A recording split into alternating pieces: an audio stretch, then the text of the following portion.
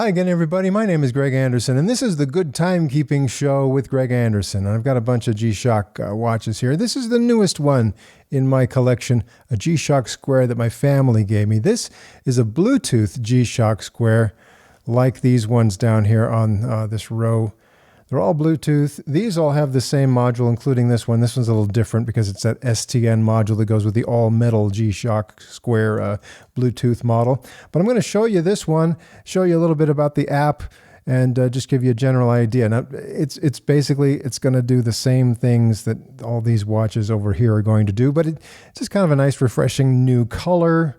So let's go over the details. So here it is officially. This is the GW-B5600SL-5 CR from their Sand and Land series of watches. So yeah, kind of nice.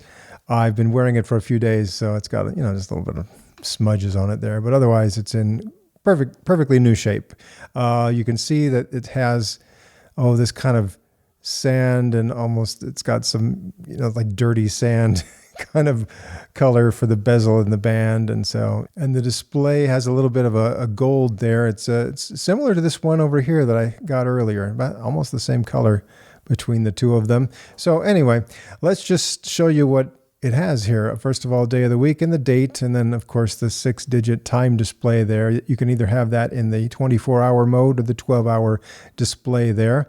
There it's showing me that daylight saving time is currently being displayed on this watch. Up there it shows me the power save mode is enabled. Up there LT means the automatic backlight is enabled, and RCVD means that this has recently received atomic time information, so it keeps itself perfectly synchronized to the atomic clock for perfect timekeeping. Right up there, multiband 6, which means there's a built-in radio receiver in this watch, and it will automatically receive atomic time information from one of 6 transmitters in different parts of the world. There are 2 of those in Japan. There's one in China, also one in the UK, and one in Germany, and then of course WW-B right here in the United States of America. So it's receiving from WW-B to keep itself perfectly synchronized. Tough solar means there's a solar cell built into the face of this watch, and it keeps the battery topped off there with just normal exposure to everyday lighting conditions. That'll be enough to keep that battery charged and running for years and years and years without ever having to change a battery. And then Bluetooth means that this will connect to an app on a phone or a tablet, and that will also enable it to synchronize itself to the correct time through the app. And also you can do some of the setup stuff through the app as well. So you're not having to go through a sequence of pressing all kinds of buttons to change alarm settings and, you know, time zone settings and things like that. But I'll show you all that in a moment. Let me just show you the modes real quick. So if I push the mode button down there, this is my world time mode, where I can quickly go to 5 different time zones of my choice and show you the time in those different time zones. And yeah, I'm going to leave it on number 1, UTC, showing me, you know, that time there. Zulu time if you're a pilot. This is the alarm mode. First, you have an hourly signal that'll just beep every hour on the hour. If you want that on or off, just, you know, select right there. Then it also has 5 alarms, and I haven't even set them yet. The 5th one is a snooze alarm, and so it will repeat every 5 minutes for half an hour when the snooze alarm is set to go. Next is a stopwatch. This will show minutes, seconds, and hundredths of a second for the first hour. And then after the first hour, the thing will shift over there, and it'll show you hours, minutes, and seconds. And then if it goes the full 24 hours, then it will reset to 0 and just keep on going. Also has, of course, split time. And up there, the local time is visible while you're in the stopwatch mode. So that's kind of nice. The countdown timer mode, also you got local time there. And you can set any number of hours, minutes, and seconds from a 1-second countdown timer if you wanted to get eccentric there. If you set it to all zeros, that would be a true 24-hour countdown timer. So that's available there, and you're back to square one. Now, if I hold the adjust button there, then that's where I can, you know, go in and set do all the setup stuff here on the watch itself. or I could do that with the Bluetooth app. See, if you for some reason are opposed to linking this to your phone or your tablet, you don't want to use the Bluetooth app, then you don't have to. It runs just fine using that multiband 6 and setting itself that way. There are just a couple of extra functions that you get if you use the Bluetooth app, but maybe those aren't important to you. But here you can set the time zone using these buttons over here while that home time is flashing. Next, you can set daylight saving time to automatically change or to always be off or to always be on. I'm going to leave it on automatic. Here you can manually set the time, and I'm going to go ahead and I'm going to make this the wrong time because as soon as I connect to Bluetooth, it's going to correct that anyway. Also here you can select, set the date. I'm just going to go messing around with that. Okay. 12 or 24-hour display, that's where you select that. And here you can have it display, as we usually do here in the United States, month and date, or you can reverse that and do date and month in that order, which they do that more, on the other side of the Atlantic Ocean. So you've got your choice there. Here, the abbreviation of the day of the week can be in English or Spanish or French or German or Italian or Russian, but I'll leave it on English. And then here, the key. So what this means is every time you push a button to change modes, to start and stop a stopwatch or a timer, it makes a little bit of a beep. And I'm not pointing the microphone at the watch, so I don't know if you've heard those beeps or not. But if I don't want it to beep as much, I can set that to mute mode. And there's a little thing that looks like a note with a line through it saying that, okay, I'm muted. It's still going to make beeps when you have an hourly signal or an alarm or the end of a countdown timer, but otherwise it's not going to make any other sounds when it's in mute mode. Here, the backlight can be set for a duration of 4 seconds or 2 seconds, and you have the ability to select that right here. Here you can turn off the receiver so it doesn't update itself for atomic time reception. And here's the power save mode. You can turn that on or off. When the power save mode is enabled, it's actually kind of nice. The watch will sense that it's not being used when it's in the dark and when it's not moving. It's got a little motion sensor inside there. And also if it's past 10 o'clock at night, then, if it's just not being used, it's in the dark, and it's not moving, then the screen will go blank, and that's power save mode. So when the screen is blank, it's kind of a sleep mode. You can take it out of sleep mode by simply exposing it to light or pressing any button or, shake it up a little bit and make it move. So anytime between about 10 p.m. and 6 a.m., if it's not being used, goes into power save mode and comes out when you make it come out of that sleep state. Okay, and that's everything. So now I'm going to show you the app. All right, here's the app, and I've already used this app with some other watches, so there they are. If I want to start with a new watch, first of all, I've already been through here, and I've already agreed to their privacy policy and all that sort of stuff. So I'm going to connect a new watch here, and it has a list of possible watches I could connect. And down here at the bottom is the GW-B5600. So now I'm going to tap and hold this button down here to make that connection. And there I go. Now it's saying register the app to the watch, the watch to the app, and I'm going to agree to that. And now here we go. It's going to start the app up, and it takes just a few seconds. Oh, look at that. It says that the time zone data was updated. So what that has done is it has set this watch to the same time zone that is on the tablet. And I have purposely set this tablet to the Chicago time zone, as you can see there. So even though this has set itself to the correct time, regardless of whether the internal clock in the tablet was correct, because it uses a time server that Casio operates, I guess, but it has set it to the Chicago time zone, same as this tablet. So the important thing about that is if you travel a lot, you take a watch like this with you, and let's say you've got it linked to your phone instead of a tablet, and as soon as you get into a new time zone, your phone is probably set to update the time zone information automatically as you cross the time zone. Then if you connect the app to the device, it'll link up with the correct time zone based on what this is saying. So anyway, that's why it says it's in Chicago, and this agrees.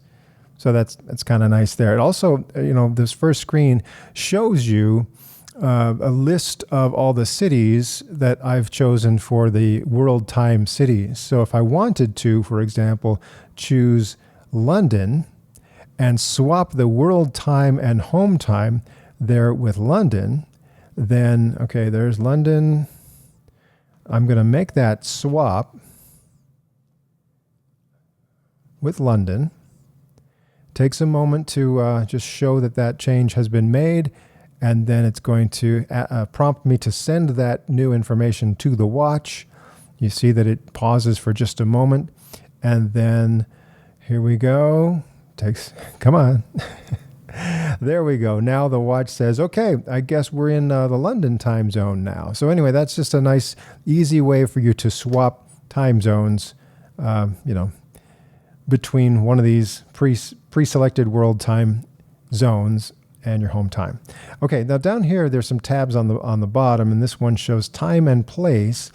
And so what's going to happen is, okay, it's got a little warning there that sometimes saving this information, there may be regulations in different countries about saving location information. So I'm going to dismiss that because I don't think there's any problem where I am.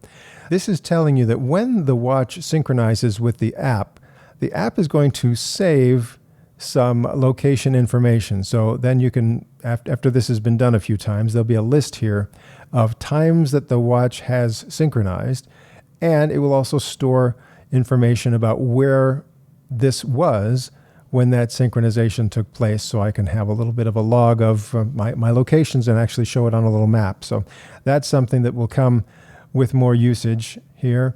Then I'll go to the next little tab here, utility. So this is where I can set those alarms. And this is a place where the app could be very useful, where I can go in here and easily change the time on one of my alarms and send that to the watch. And you saw how easy that was. Instead of a sequence of pressing buttons and pressing different buttons and scrolling through numbers on the watch itself, I can just very easily select a time for my alarm here on the app, and then just send that right over to the watch just like that. So now when I go back to my list of alarms, it's showing me the alarms that are set. And just a very easy way to manage that, I think. Sometimes easier than, of course, using the buttons on the watch. There, I can select the duration of the countdown timer right here and send that to the watch. And so that might be an easy way to select the duration. Now, that's not going to start and stop the countdown timer from the app, but at least I can kind of preload the duration that I want on the timer. And here is a reminder function. Now, this function is only available through the app. What I can do is I can set a reminder. So if I go here and select reminder number 1, I can turn that on or off. I can enter a title of what I want that reminder to be. So I can just say, my reminder is make videos. And then I can decide how I want that to be managed. I want that to be a specific date, or do I want that reminder to last for several days? I can select those that range right there. Or do I want it to be a certain day of the week every week? I can I can select those, maybe multiple days. Let's say make a video every Tuesday, Thursday, and Saturday. And then once I've set that up, I can send that to the watch. And if there's an active reminder on the watch, it's going to show REM on the watch that, hey, something's happening today. There's a reminder about that.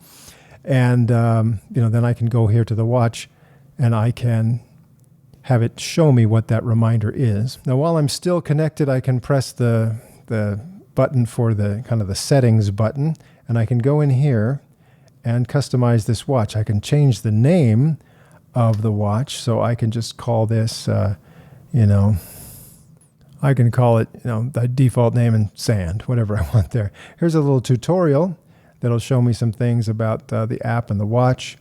I've got a phone finder that if I want to, I can have the I can have the watch make my device play a sound. If I've lost my phone or tablet, I can press a button on here and I can choose some different little tunes or something that it might play, when I'm looking for the device.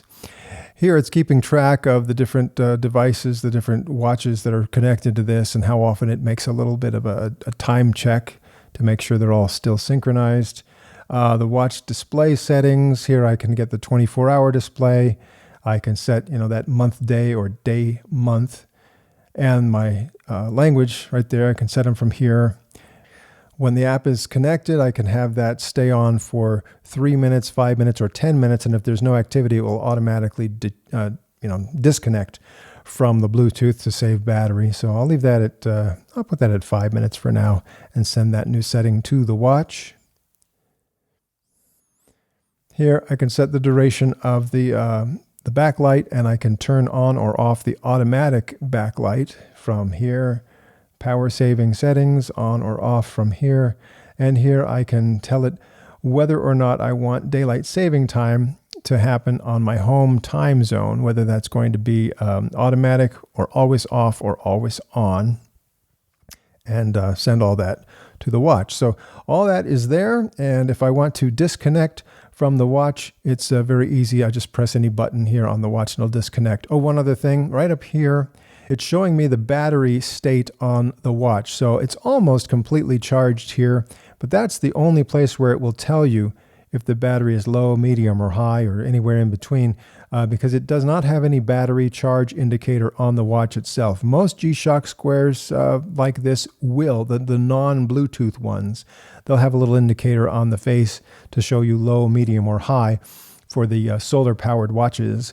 But on this one, yeah, the only way you see that is here on the app. Some people don't like that, but I've learned to live with it. I mean, as long as the battery is medium or high, all the functions will work. And as long as you're using the watch and exposing it to regular light and leaving it, when you're not wearing it, you're leaving it out in the open where it will still get enough light from the room where it is, it's going to have enough power. If you leave it in a drawer for months at a time, doing nothing, just sitting there in power save mode, then maybe you're going to have to worry about the battery being low when you take it out of that situation. But otherwise, I think you'll be okay not worrying about the battery all the time. So I'm going to press that. Now I'm disconnected from the app. And now, just to show you that everything can go back to normal very easily, I'm going to connect to the app one more time. Okay, and the Bluetooth thing is blinking right there. I've set my tablet back to my regular home time zone here, the mountain time zone of the United States. And as soon as it has just a moment to connect to the app and figure out what time it's supposed to be, see, it changed it right there. So now everything's back to normal. This is the correct time for my time zone right now, and I'm good to go. Now, I get the idea that they've kind of mixed colors on the resin here that they've used for the watch band. So I'm going to guess that no two watch bands and bezels for this watch are ever alike, because it's just got that speckled look in there with that kind of, it's almost like they didn't fully mix the colors before they molded the plastic on that. So anyway, so this is what this one looks like right there. And I've got, of course, the black keeper there and a nicely polished buckle. On the back of the watch, you can see it uses module 3461. It's a GW-B5600 made in Thailand, multiband 6, 200 meter water resistant when it says 20 bars right there. So it's got all that information back there.